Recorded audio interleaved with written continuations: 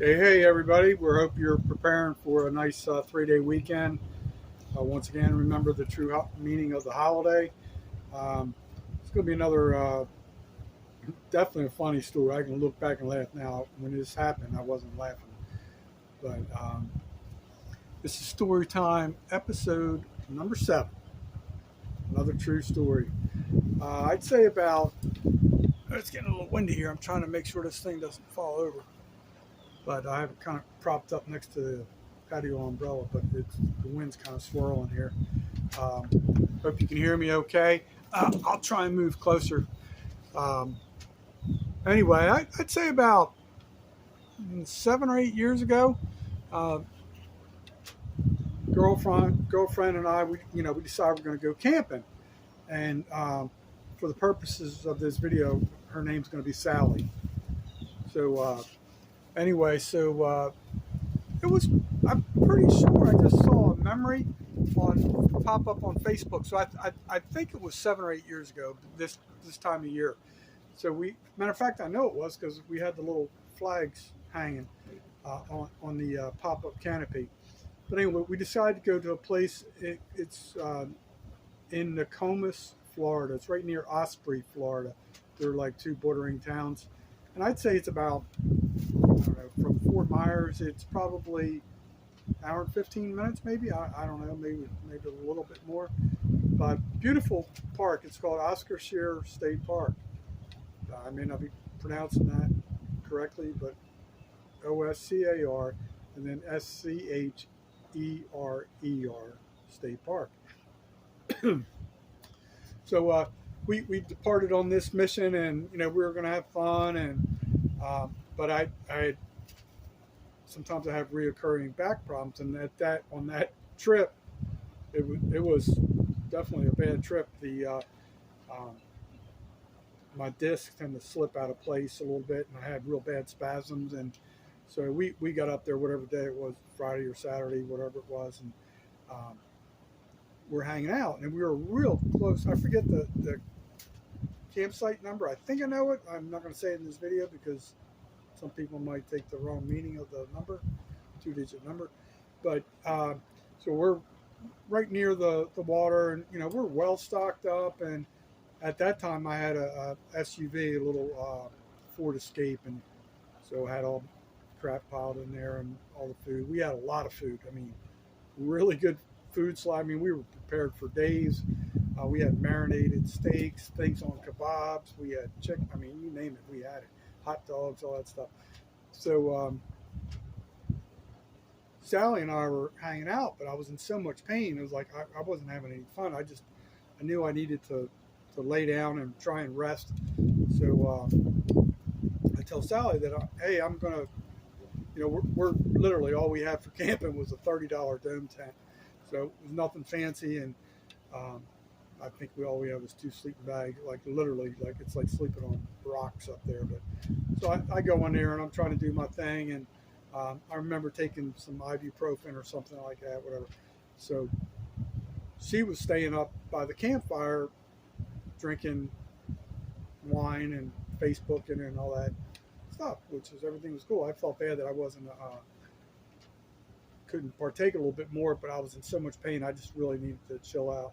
So we had been on another camping trip before, a couple camping trips, and I mentioned a few times that we always got to make sure we can't leave any food out.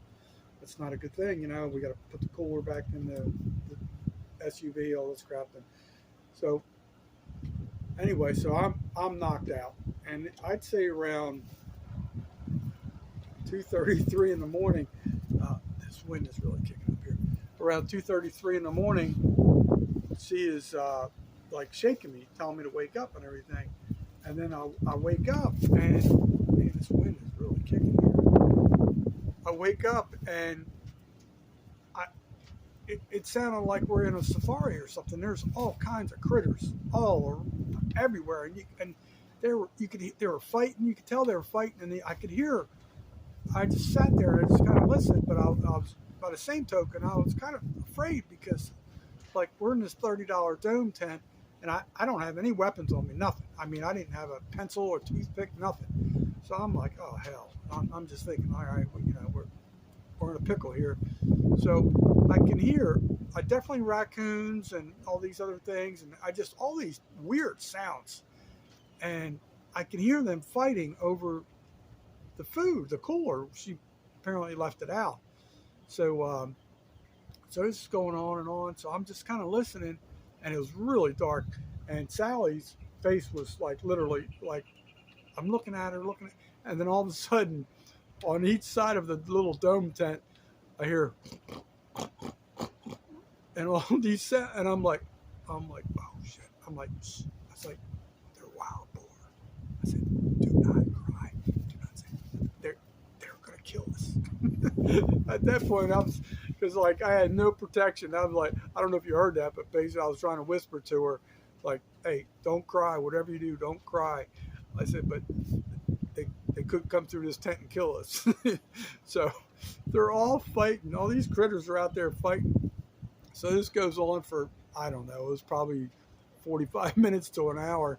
And then after things settled down, I finally, all right, like, I got to get the nerves and try and be a man and go risk my life just to investigate. And so outside of our tent facing the river, there was a picnic table nearby. So I get out there in my tidy whities, and that's all I had on, just my tidy whities. And I jump up on the picnic table.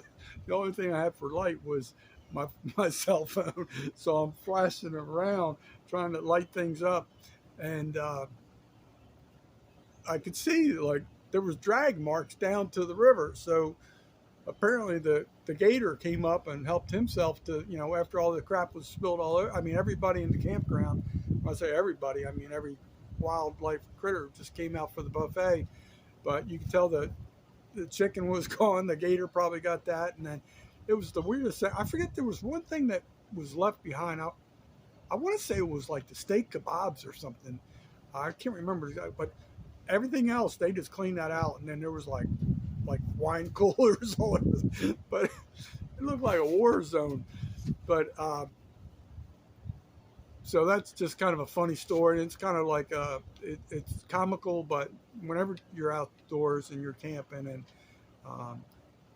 they always tell you leave no trace when you leave it. So it means just basically keep your site clean, and obviously if you're going to be outdoors, you got to secure all your food and all your other items. And so we survived. But I tell you, when I heard the wild boar on each side of the dome tent, I was like, all right, we might be checking out here today.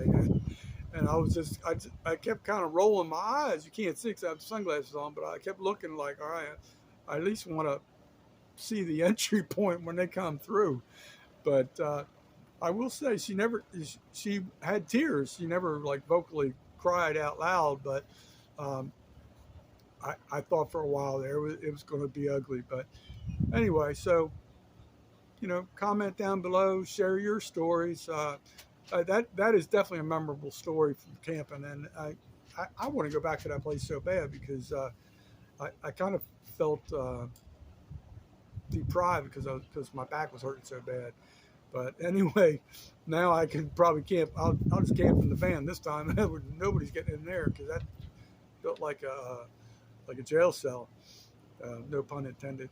Jailbait and tackle outdoors. But anyway, that's it, folks. Thanks for tuning in. Remember the meaning of Memorial Day, and remember, always know your legal limits.